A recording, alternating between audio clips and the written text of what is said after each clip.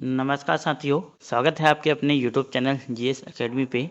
जो हमारी previous year questions की सीरीज चल रही थी, उसी को कंटिन्यू करते हुए आज का जो पेपर है ये है डीएलएड का पेपर, जो हालांकि रिसेंटली आयोजित करवाया गया था। तो उसी का जो सोल्यूशन है वो दे रहा हूँ। इसमें 50 क्वेश्चन जो जीएस के पूछे गए थे उसका सोल्यूशन हम इस वीडियो में देखेंगे। इन क्वेश्चन को आप जरूर देखिए, क्योंकि ये क्वेश्चन जो है ये प्रीवियस एग्जाम से सीधे लिए गए हैं। रिपीटेड क्वेश्चन, हर क्वेश्चन किसी न किसी एग्जाम में पूछा गया है, तो संभावना है कि आगे भी किसी एग्जाम में ये पूछे जाने की संभावना है। आप इसको डेफिनेटली नोट करिएगा अपनी नोटबुक पे।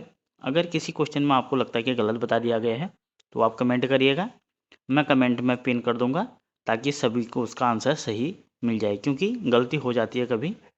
तो शुरू करते हैं आज की वीडियो। अगर चैनल पर पहली बार आए हैं तो ज़रूर सब्सक्राइब करिए और वीडियो को लाइक करिए और दोस्तों के साथ भी शेयर करिएगा।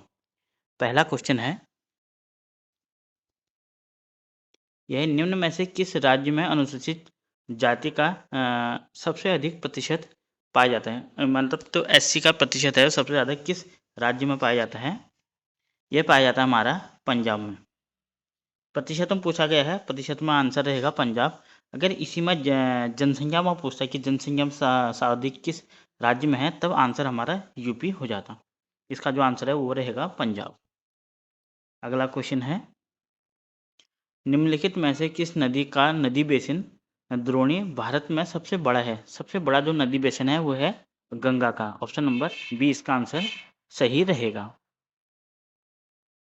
इन्हें इसमें दिया गया है, न्यायिक पुनर्वलोकन का अधिकार किसे है? जो न्यायिक पुनर्वलोकन का अधिकार है वो है हमारा हाई कोर्ट और सुप्रीम कोर्ट दोनों को, यानी कि ए और बी दोनों हो जाएंगे इसके आंसर। सुप्रीम कोर्ट और हाई कोर्ट दोनों को है। अगला है क्वेश्चन नंबर 4। इसमें देखिए, इसमें दिखा गया है, निम्न में से कौन सा एक उष्ण कटिबंधीय चक्रवात नहीं है? नहीं है ये पूछा गया है, तो इसका आंसर रहेगा जो गरजती चालिसा। ऑप्शन नंबर बी इसका आंसर रहेगा। ये जो गरजती तालिका है ये भूमध्य रेखा के 130 डिग्री नॉर्थ ईस्ट में चलने वाली जो हवाएं होती है वो होती हैं। क्वेश्चन नंबर 5 की ओर बढ़ते हैं, जिसमें दिया गया है, भारत के उच्चतम न्यायालय में न्यायाधीशों की संख्या में वृद्धि करने की शक्ति किसमें निहित है? यह है भारत के संसद में। ऑप्शन नंबर बी इसका आंसर बिल्कुल सही रहेगा हमारा। क्वेश्चन नंबर 6 है, इसमें दिया गया है, निम्नलिखित में से किस वर्ष मुस्लिम लीग ने एक पृथक राष्ट्र का संकल्प जो है जो पाकिस्तान प्रस्ताव है स्वीकार किया था? ये किया था हमारा 1940 में। ऑप्शन नंबर बी इसका आंसर सही रहेगा। क्वेश्चन नंबर 7 है, ये है, भारतीय संविधान के किस अनुच्छेद के अंतर्गत भाषण एवं अभिव्यक्ति की स्वतंत्रता की गारंटी दी गई है? यानी कि वाक एवं बोलने की स्वतंत्रता जो है वो है हमारे अनुच्छेद 19 में। ऑप्शन नंबर ए इसका सही आंसर रहेगा हमारा। अगला क्वेश्चन है, मोबाइल फ़ोन का आविष्कार किसने किया? ये किया मार्टिन कूपर ने। ऑप्शन नंबर बी इसका आंसर सही रहेगा। क्वेश्चन नंबर 9 की ओर बढ़ते हैं, जिसमें दिया गया है, जो NEP 2020 है इसके अध्यक्ष कौन थे?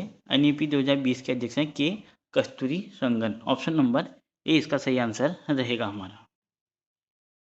क्वेश्चन नंबर 10 की ओर बढ़ते हैं, जिसमें दिया गया है, हम भारत सरकार अधिनियम 1935 की निम्नलिखित में से कौन सी विशेषता नहीं है? कौन सी विशेषता नहीं है वो बताना है। इसका जो आंसर है वो है आंसर डी, यानी कि प्रांतों में द्वैत शासन। जो प्रांतों में द्वैत शासन की प्रणाली थी ये 1919 में आई थी, न कि 1935 में। नहीं है पूछा गया है, इसका आंसर डी रहेगा। क्वेश्चन नंबर 11 है, इसमें दिया गया है, भूदान आंदोलन के प्रवर्तक कौन थे? तो भूदान आंदोलन के प्रवर्तक थे वो हैं विनोबा भावे जी। ऑप्शन नंबर ए पे इसका आंसर सही रहेगा।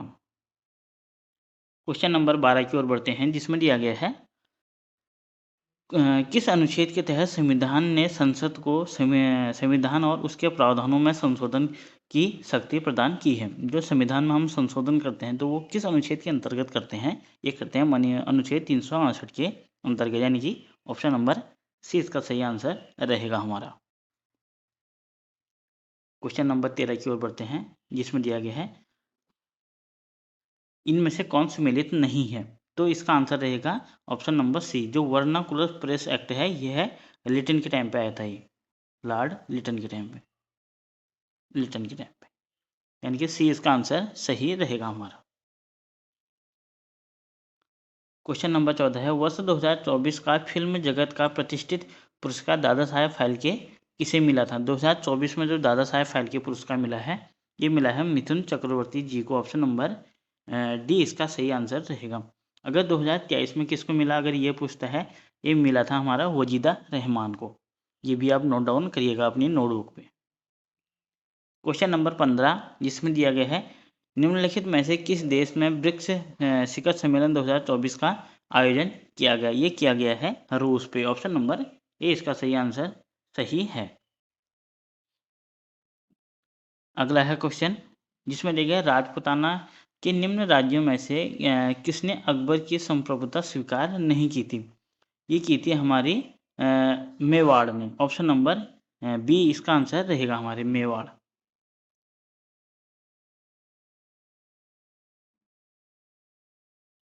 क्वेश्चन नंबर 17 है जिसमें दिया गया है, उत्तराखंड का दूसरा सबसे ऊंचा पर्वत शिखर कौन सा है? दूसरा पूछा गया है, दूसरा है हमारे कामेट, जिसकी ऊंचाई कितनी है? 7,756 मीटर।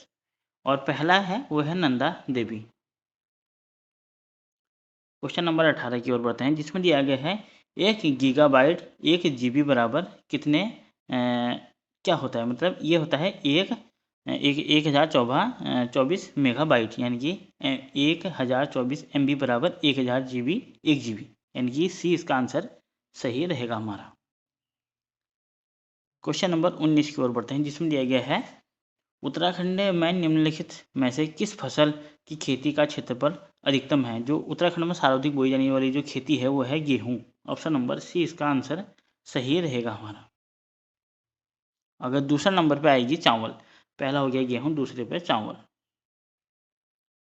अगला है क्वेश्चन नंबर 20 है, नोबेल शांति पुरस्कार 2024 किसे प्रदान करने की घोषणा की गई है? ये की गई है परमाणु विरोधी समूह निहोन हिंदियाक्यू है, जापान का एक संगठन है, इसको देने की ये घोषणा हुई है। जापान का संगठन है ये, जिसने हिरोशिमा और नागासाकी में उसके लिए बम गिराया था वहाँ, तो उसकी जागरूकता के लिए अभियान चलाया है।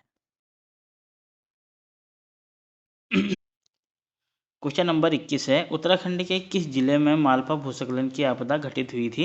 ये हुई थी हमारे पिथौरागढ़ जनपद में। ऑप्शन नंबर डी इसका आंसर सही है। क्वेश्चन नंबर 22 की ओर बढ़ते हैं जिसमें दिया गया है, किसने मुगल साम्राज्य की राजधानी को आगरा से दिल्ली स्थानांतरित किया? ये किया था हमारे शाहजहां ने। ऑप्शन नंबर डी इसका आंसर सही रहेगा।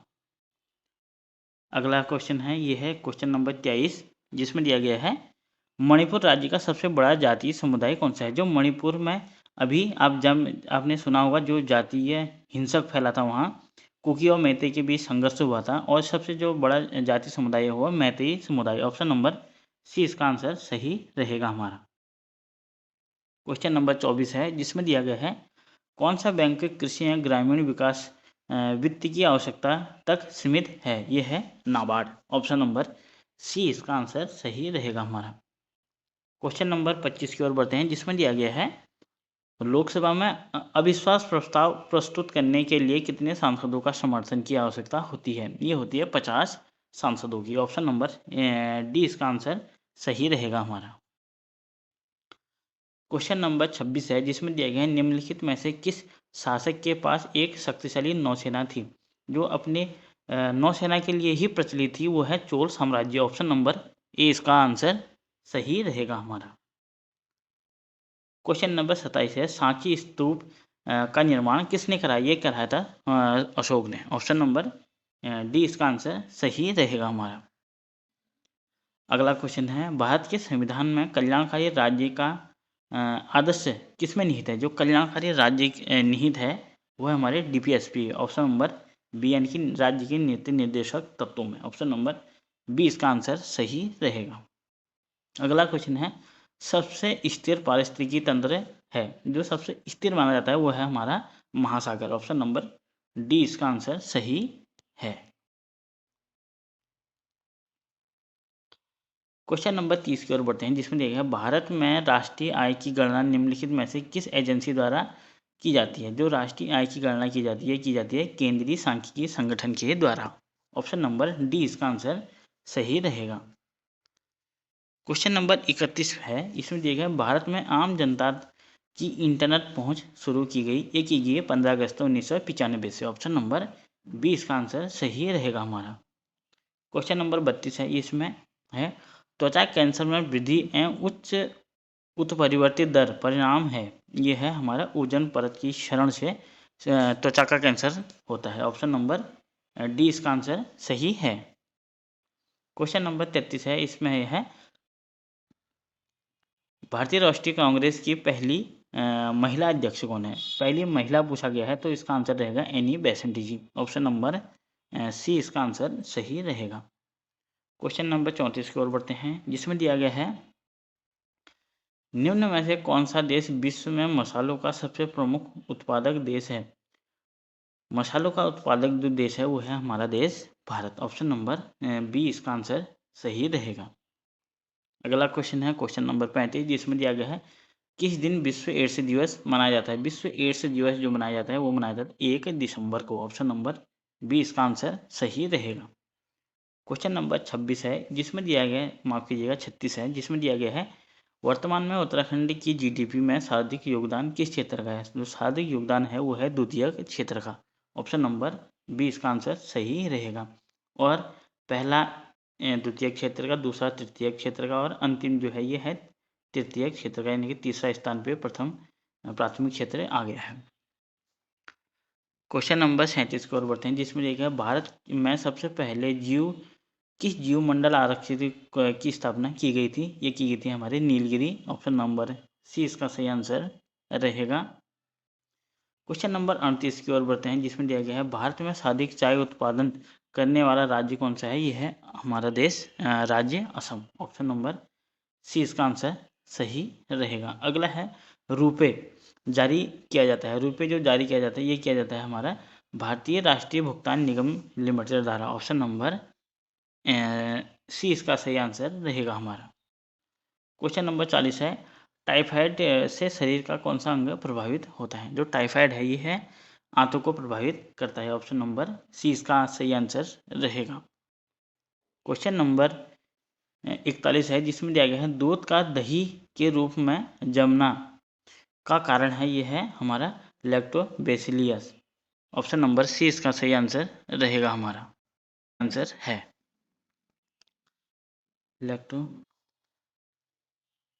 क्वेश्चन नंबर 42 की ओर बढ़ते हैं, जिसमें दिया गया है निम्नलिखित में से कौन सा भारत का सबसे बड़ा एक संगठित उद्योग माना जाता है। ये माना जाता है सूती वस्त्र उद्योग। ऑप्शन नंबर सी से इसका सही आंसर है हमारा, न माफ कीजिएगा बी सूती वस्त्र उद्योग। क्वेश्चन नंबर 43 है, जिसमें दिया गया है सिडकुल का मुख्यालय पूछा गया है। राज्य औद्योगिक विकास निगम लिमिटेड का मुख्यालय कहाँ है। यह है हमारा देहरादून जनपद में। ऑप्शन नंबर ए पे इसका आंसर दिया गया है। क्वेश्चन नंबर 44 है, कौटिल्य के अर्थशास्त्र में किस पहलू पर प्रकाश डाला गया है। ये डाला गया है राजनीति नीतियों पर। ऑप्शन नंबर बी इसका सही आंसर रहेगा हमारा। क्वेश्चन नंबर 45 है, जिसमें दिया गया निम्नलिखित में से कौन सा युग्म सुमेलित नहीं है। हमें बताने की कौन सा सुमेलित नहीं है। इसमें जो ऑप्शन नंबर सी है ये है एम एस सुब्बा लक्ष्मी। इनका जो संबंध है ये है संगीत से, ये गायन से संबंध रखती है। तो इसका जो आंसर है वो बनेगा हमारा सी। इनका संबंध किससे है, वो है संगीत से। क्वेश्चन नंबर 46 है, जिसमें दिया गया है तारपीन का तेल प्राप्त किया जाता है। जो तारपीन तेल है वो है चीड़ से प्राप्त किया जाता है। ऑप्शन नंबर डी इसका सही आंसर रहेगा। क्वेश्चन नंबर 47 की ओर बढ़ते हैं, जिसमें दिया गया है निम्न में से कौन सा केंद्र सरकार के राजस्व का स्रोत नहीं है। जो नहीं है पूछा गया है, इसमें जो आंसर रहेगा वो रहेगा सी, यानी कृषि आयकर। ऑप्शन नंबर सी इसका सही आंसर रहेगा हमारा। 48 क्वेश्चन, जिसमें दिया गया है निम्नलिखित में से किस वाद्य यंत्र को उत्तराखंड का राज्य वाद्य यंत्र घोषित किया गया है। वो है हमारा ढोल को। ऑप्शन नंबर ए, यानी कि कब किया गया था 2015। क्वेश्चन नंबर 49, जिसमें दिया गया है पृथ्वी पर सबसे अधिक मात्रा में पाया जाने वाला जो धातु है वो क्या है। इसमें मेरे को डाउट है थोड़ा क्वेश्चन में। इसमें एल्यूमिनियम और लोहा, इनमें से कोई भी आंसर हो सकता है। अगर क्रस्ट में तो सर्वाधिक लोहा पाया जाता है, लेकिन एल्यूमिनियम भी होता है। इन दोनों में से एक आंसर रहेगा इसका। अभी इसकी ऑफिशियल आंसर की नहीं आई है, मैं ये अपने द्वारा बनाई गई आंसर की आपको दे रहा हूँ। तो ऑफिशियल आंसर की मैं जब आ जाएगी तब मैं इसको आपका पिन कर दूंगा कमेंट में। इन दो में से इसका आंसर रहेगा। अंतिम क्वेश्चन है, क्वेश्चन नंबर 50 है, क्लोरोफाइट प्रदूषण मुख्यतः प्रभावित करता है, ये करता है हड्डियों को प्रभावित आमतौर पे। तो हड्डियां ऑप्शन में नहीं है, तो इसका आंसर जो बनेगा वो बनेगा दांत। ऑप्शन नंबर ए इसका सही आंसर रहेगा। तो ये हमारे 50 क्वेश्चन जो है जीएस के हमने देखे, काफ़ी अच्छे क्वेश्चन हैं। प्रीवियस एग्जाम में किसी न किसी एग्जाम में डेफिनेटली पूछे गए हैं, वही क्वेश्चन इसमें रिपीटेड हुए हैं। तो इन क्वेश्चनों को जो भी आपको इम्पोर्टेंट लगता है ज़रूर नोट डाउन करिए, डेफिनेटली आने वाले एग्जाम में आपने को फ़ायदा मिलेगा। तो वीडियो कैसी लगी ज़रूर बताएं और वीडियो को लाइक करें। Thank you for watching, see you next time. मिलते हैं एक और नई वीडियो में। धन्यवाद।